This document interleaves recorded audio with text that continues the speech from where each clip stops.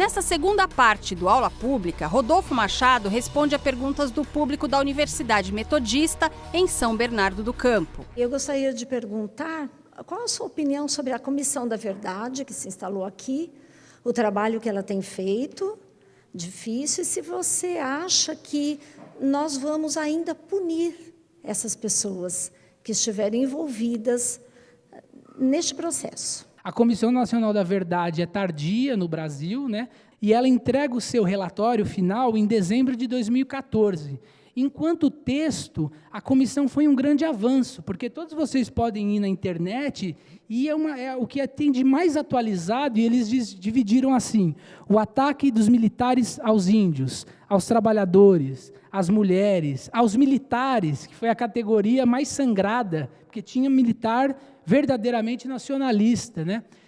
Então, ela trouxe como texto elementos novos sobre os industriais, elementos enquanto historiografia, no campo do dizer a verdade, onde ela não avançou, e por falta de correlação de forças, acredito, na judicialização dos casos, que não adianta nós, historiadores, sabermos disso, daquilo, se não é possível provocar o judiciário para que ele puna, e há quem esteja vivo. E eu colocaria que assim, o grande obstáculo, além dessa lei de anistia, que a gente mencionou, é o poder judiciário. São esses juízes que também têm um passado vinculado aos militares, que não se arejam com o que está vindo da Corte Interamericana. Uma lei de anistia que impeça o Brasil conhecer o seu passado e se apurar, é uma lei plantada pelos antigos detentores do poder, e não há direito à justiça, portanto. Eu comentei que, de acordo com a Corte, o Estado brasileiro está na ilegalidade, porque, naquele caso provocado da guerrilha do Araguaia.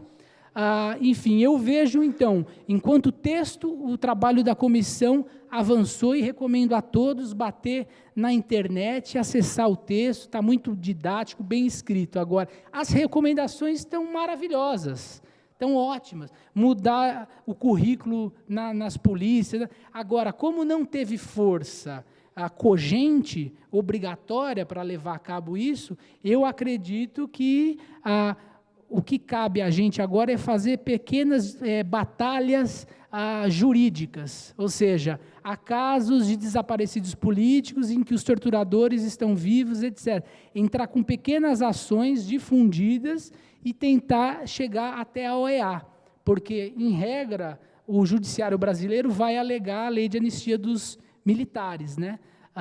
Enfim, é isso. Obrigado pela pergunta, professora. Eu queria saber se você acha que o clima que o país vive hoje é parecido com o clima do golpe de 64, clima político? Eu começaria dizendo que a história não se repete, né? Há dois momentos distintos. Agora, realmente, a gente pensando, atores importantes que estavam em 64 estão hoje suscitando o impeachment da presidenta Dilma. Desculpa a troca.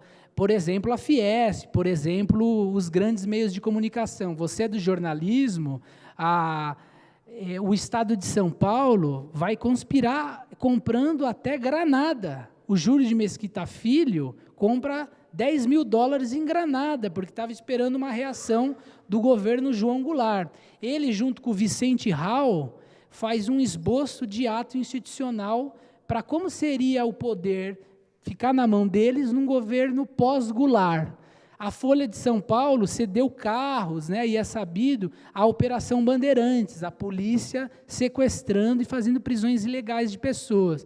Então, assim, o Capital no Campo também, enfim, esses atores que contribuíram para a derrubada e a desestabilização do governo Goulart, alguns aí estão de pé firme e forte, sobretudo por conta dessa transição que a gente comentou da ditadura à democracia, onde se mantiveram os pilares da dominação das elites brasileiras.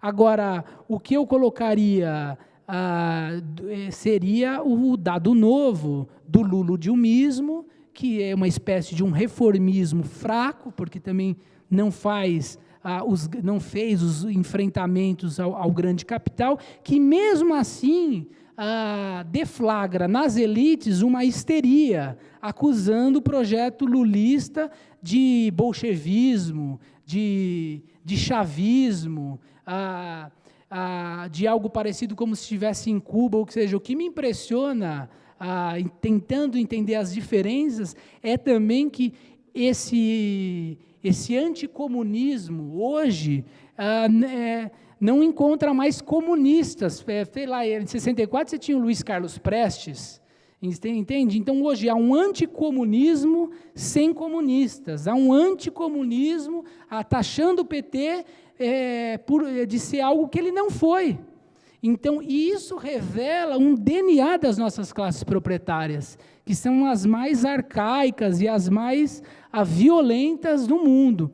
E eu acho que, então, nesse sentido, você vê que quando eles perderam agora eleitoralmente, aí a minha leitura, né, eles, como é uma espécie de DNA da burguesia brasileira, são os primeiros a rasgar a Carta Constitucional, como fizeram em 46, com a de 46 em 64, e hoje não conseguem fazer o enfrentamento seu eleitoral no parlamento e que recorrem também às mesmas táticas de desestabilização. Eu recomendo para vocês, no YouTube, tem um conjunto de vídeos desse instituto que eu mencionei para vocês, que ajudou a desestabilizar o Goulart, chama IPES, Instituto de Pesquisas e Estudos Sociais, um nome super neutro, que, na verdade, fazia propaganda com altos profissionais de câmara, diretores de cinema, e difundiam em sindicatos, em grupos de estudantes. E se você entrar no YouTube e bater esses vídeos do IPES, é muito parecido com o que a mídia vocifera hoje.